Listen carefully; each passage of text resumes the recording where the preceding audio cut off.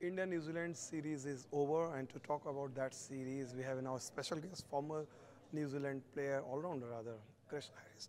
Chris, thank you so much once again. You being an old friend, really appreciate you giving your time on such a tight schedule. Just wanted to know what you are up to now because I saw you doing commentating. Yeah, lovely to see you again as well. It's been a great series, but just recently, I think last time we spoke I might have been a medical rep doing some medical equipment and doing some operations, but now I work for a media company, so I work for a company here called MediaWorks, and we deal mainly in radio. We've got 8 stations around New Zealand, and also we do business billboards and digital as well, so that's what I'm up to at the moment. So we can say that you are no longer the old timer. You have adapted to the demands of the modern cricket, modern broadcasting. Oh, I'm not sure about that, but yeah, I mean, I'm an account manager for MediaWorks, so I sell mainly radio, but occasionally come on and do some commentary and things like that. So really enjoying it. Lovely, obviously, to keep in touch with a game that I grew up with and am extremely passionate about. So to actually work in the industry and I get to watch cricket, perfect. So why don't we see you often outside New Zealand with so many T20 leagues mushrooming all across the world? Don't you ever think that you should go and commentate on these leagues, even IPL? Why not? Oh, I'd love to.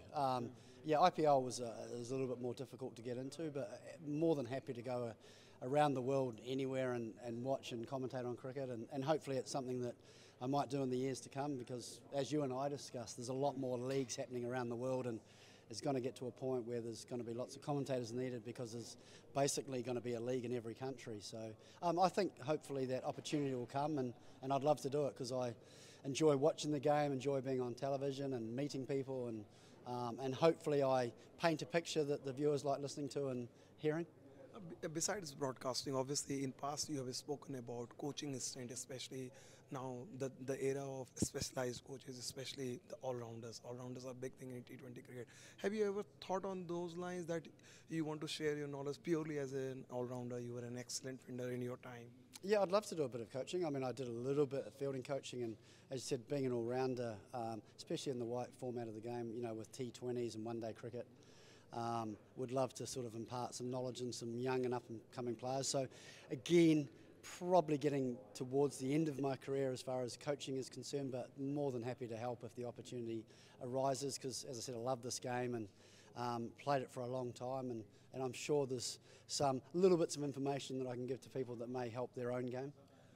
Chris, I don't know, and this is not to say to offend you, but during your time, a lot of New Zealand players like you or Lawson or Dion Nash, a lot of players were called as bits and pieces, you know, dibbly-dobbly kind of, that neither here nor there. But now, you see, the time has changed now.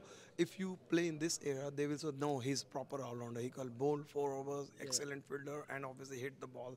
So how do you see this change? Have you noticed that the perceptions have changed towards your kind of cricketer? Oh, absolutely. I think if we look at the inception of T20 cricket, when it first started, I think people thought that spinners and slow bowlers was going to be no place for them because they were going to get hit all around the ground. But we're seeing more and more slow bowlers and spinners having a massive role to play in T20 cricket, and we've seen the top spinners in the world, you know, winning games for their side. So I think there's a lot more space for what they call bits and pieces players. And I think when they say bits and pieces players, for me, they consider true all-rounders to be a player that can earn their spot as a batsman or a bowler on their own, and then if you get the both together, then obviously you're a genuine all-rounder. But yeah, there's lots of room for, I think now, the game of cricket, you need to be multi-skilled.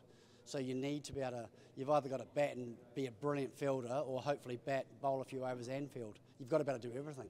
So you spoke about the genuine all-rounder. Who do you reckon that currently who qualifies as genuine all-rounder, who can walk in as a batter or purely as a batter or bowler? Oh, there's not too many genuine all-rounders, but it's a player that on their day, if they were injured and they couldn't... Maybe someone like Hardik Pandya? Yeah, Hardik Pandya is a great example. So, you know, definitely pick him as a batter. Whether you'd pick him as a bowler alone, I mean, I know he's capable and he's good enough, but he's still, for me, he's a batsman first who can bowl good pace, and he's a very handy player to have in your side. But to make it as a genuine all-rounder, I mean, it's, for me, going back to a few years, it'd be someone like Jack Cullis, who, you know, perhaps can play as either. I mean, you know, Kapil Dev, you'd argue, could do the same.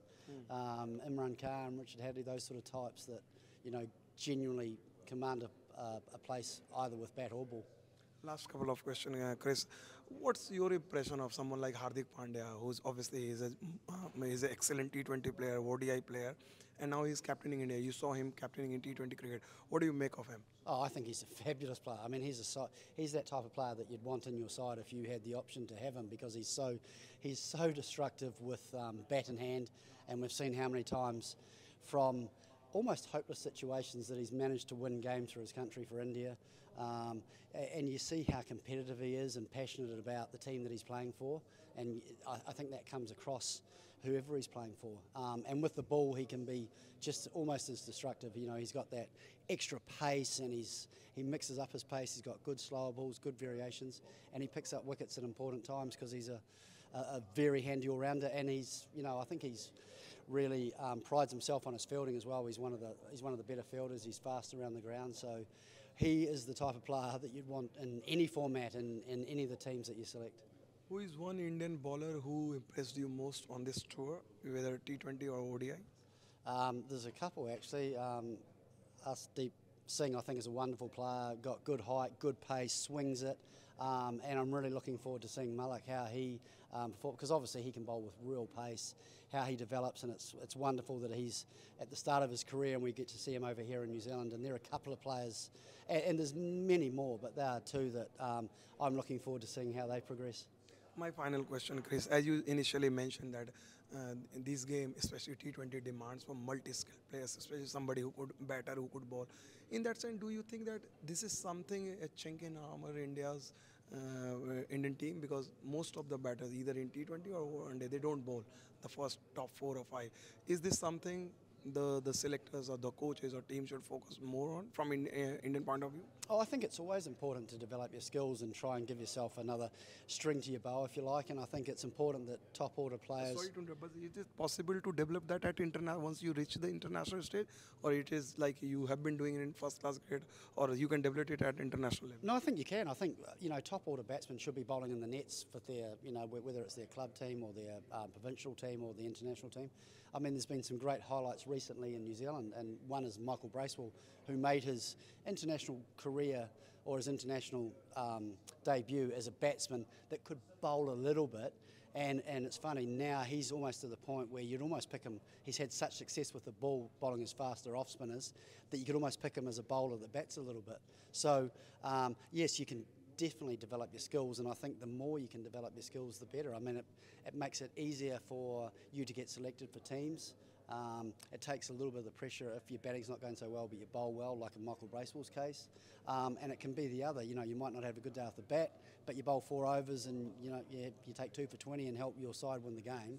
So I think any time you can do multiple disciplines, you should try and develop it as often as you can. Final thoughts with India not able to not even able to win the major ICC trophies in the last 10 years, and especially the way they crashed out in semi-final. Does it surprise you, so many talents, but somehow they have not been able to, like New Zealand, they have not been able to crack the formula of winning ICC trophies? Yeah, it does surprise me, because I've always rated India as one of the top sides in the world. They have a collection of the best players in the world at any given time. I mean, if you look at the batting lineup, they should be scoring more runs than anyone, and they've got the bowlers, they've got the slow bowling options, and I think what really excites me about Indian cricket and what I've seen recently is their seam attack, because that's perhaps something in the past where when they travel overseas they perhaps don't have the seamers, but I think they've obviously done a lot of work in that area and it's developing, and they've got that seam attack now that on their day is extremely dangerous. So I said it a few years ago, and I said it when I was back working with you in 2015, I always see India as one of the major threats in the world in international cricket, and I